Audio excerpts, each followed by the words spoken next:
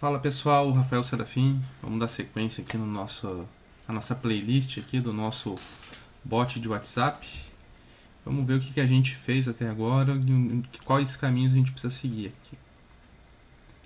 Então a gente criou a nossa tela principal lá, criou a nossa tela secundária também de configuração. A gente já tem aqui o calendário. Quando a gente clica, a gente já pega aquela funçãozinha para criar a data. Agora a gente precisa o quê? Acessar o nosso banco de dados que eu mostrei para vocês lá na outra aula. E eu tenho lá alguns exemplos, né? Nesse momento, aquele banco de dados, a gente só tem o acesso a ele, eu não criei nenhum cadastro de agendas de clientes, né? Então, se a gente for inserir alguma informação, a gente vai inserir manualmente no banco de dados através daqueles aplicativos ali que eu mostrei para vocês, que é o DB Browser, o SQLite Studio. Então dá para inserir registros manualmente nele. Mas esse não é o intuito por enquanto, né? A gente pode criar umas aulas adicionais ao final da playlist lá para abordar esse tema aí, para quem ficou com alguma dificuldade. Mas por enquanto, o que a gente vai fazer? Vamos começar a montar as funçõezinhas aqui para acessar o banco de dados para começar a ter algum resultado na tela. Então a primeira coisa que eu vou fazer aqui, eu vou minimizar as funções para a gente ter uma visão geral aqui do nosso arquivo.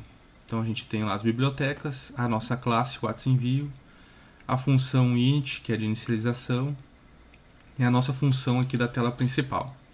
Dentro dessa função da tela principal, a gente tem outras funções, que são funções locais. A gente não vai, como a gente vai utilizar somente essa classe nesse projeto, não tem necessidade de a gente estar criando as funções fora dessa função aqui. Então, para simplificar, eu vou deixar essas funções internas aqui dentro desse WhatsApp-tela. E depois, futuramente, em alguma outra aula, a gente pode desacoplar, né, essas funções para elas ficarem dentro da orientação ao objeto. Mas vamos lá. Aqui dentro dos arquivos do projeto, esse aqui é um projeto que está meio poluído, que tem outras coisas, né? Aqui eu tenho o arquivo já pronto, e aqui eu tenho o arquivo pronto, e aqui eu tenho o arquivo que eu estou mostrando para vocês das aulas, né? E aqui, esse WhatsApp aqui, é o nosso banco de dados que a gente vai utilizar nesse projeto. Eu tenho aqui outros bancos de dados, mas são de outros projetos. O que eu fiz na verdade aqui, nesses projetos aqui eu tinha aqui dentro essas mesmas funções aí de bot de WhatsApp, e o que eu fiz foi pegar essas tabelas e criar uma tabela só com o que a gente precisava para esse projeto. Então eu não vou abrir aqui, né? Eu já mostrei para vocês naquela aula sobre o banco de dados, mostrei as tabelas, e a gente vai acessar elas conforme eu for desenvolvendo o código aqui. Então vamos dar sequência. Vamos abrir aqui a nossa função WhatsApp-tela e vamos... primeiramente, antes de abrir a função, eu vou criar duas funções aqui. Uma função vai se chamar conecta bd. Deixa eu botar esse comandinho só para manter a indentação da nossa função. E o desconecta bd. Para que vão servir essas funções, né? Elas já, o próprio nome diz já, né? Então, uma função vai ser para conectar ao banco de dados sempre que a gente precisar fazer uma transação. O que é fazer uma transação no banco de dados? A gente precisar extrair alguma informação, seja de visualização, seja de alteração.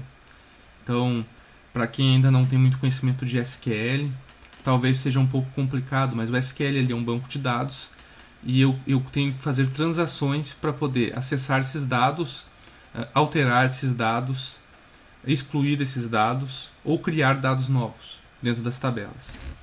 Então, sempre que eu vou fazer uma transação, eu preciso me logar nesse banco de dados e depois que a transação é realizada, eu me deslogo. Então, eu vou me conectar e me desconectar. É como eu fazer uma ligação para alguém lá. Eu faço uma ligação do meu celular, falo com a pessoa e desligo. É isso aí. Então vamos lá. O que a gente precisa ter de informação? A gente precisa, utilizando a biblioteca SQLite 3, criar primeiro uma variável aqui. Então vou botar self_con, nome da variável, e vou lá no SQLite 3 usar o atributo connect. Feito isso, está pronto? Não. Eu preciso dizer qual banco de dados ele vai conectar. Como está na raiz do nosso projeto o arquivo do banco de dados, eu não preciso digitar o caminho dele porque ele já está na própria raiz. Então eu vou simplesmente botar aqui o nome do arquivo, que é o banco de dados. Então ele já vai conectar. Feito isso, eu vou colocar aqui uma função chamada cursor. Chamada cursor não, eu dei o nome de cursor, né? Não é chamada cursor. Que vai fazer o quê? Que vai me habilitar a transação. Então esse self cursor ele vai servir para eu fazer a transação no banco de dados, seja eu visualizar uma informação que é o select, seja eu criar, alterar ou excluir. Então vamos lá.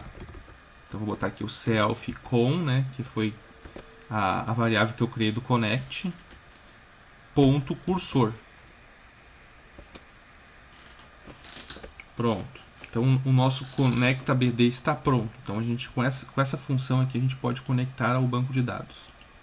E agora eu vou fazer o desconecta, que ele é bem mais simples, na verdade. A gente poderia usar um comando no lugar do desconecta, mas como eu gosto de padronizar, a gente vai botar aqui o self_con, né, da variável que eu criei, ponto close. Então ele vai fechar aquela conexão que está aberta. Por que eu preciso abrir e fechar? Porque senão eu não vou conseguir fazer uma nova transação se eu somente abrir essa transação. Então ele é síncrono. Ele vai fazer uma transação por vez, o SQLite. Pronto, agora eu tenho aqui nossas funções para conectar e desconectar o banco de dados. Agora a gente vai seguir para dentro aqui da nossa função do WhatsApp.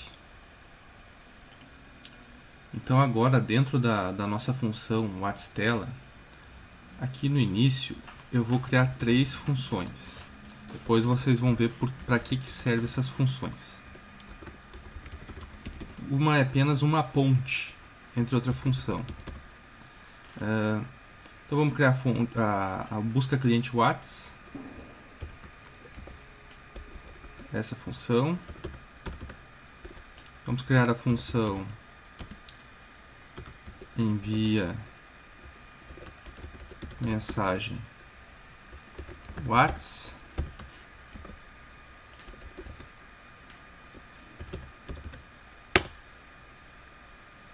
E vamos criar a função data envio. Eu gosto de utilizar esse comando pass, que ele é muito bom para quando a gente está iniciando a criação de uma função e a gente não tem ainda o que colocar nela para manter a indentação, porque ele simplesmente passa, ele não faz nada. E daí ele mantém a indentação do nosso código. Então, data envio pass. Esse data envio a gente vai colocar aquele atributo que eu mostrei na outra aula, que é o event. Beleza? E daí na próxima aula eu vou mostrar para vocês a evolução do código dessas funções.